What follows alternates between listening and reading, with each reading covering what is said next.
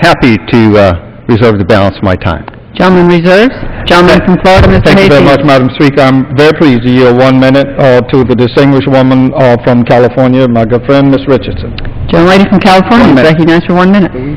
I thank the gentleman for yielding so that I might speak to the House Companion Bill of MAP 21 of H.R. 14, of which I'm a co-sponsor. MAP 21, which we call H.R. 14 going forward, will generate jobs, repair roads and bridges, and invest in our infrastructure.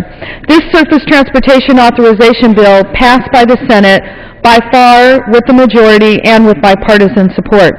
I come before you today to urge my colleagues to let's bring this bill forward, H.R. 14, so that we might establish some consistency, unlike what we saw with the FAA reauthorization.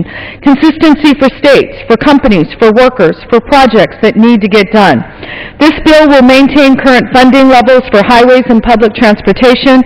It'll consolidate and streamline highway programs and establish a much-needed national freight program, which is something I've been advocating on my entire time in Congress. This bill will authorize $1 billion for projects of national significance, which many of us feel in our own particular districts. H.R. 14 also improves the safety and institutes performance measures and improves accountability for transportation infrastructure investments.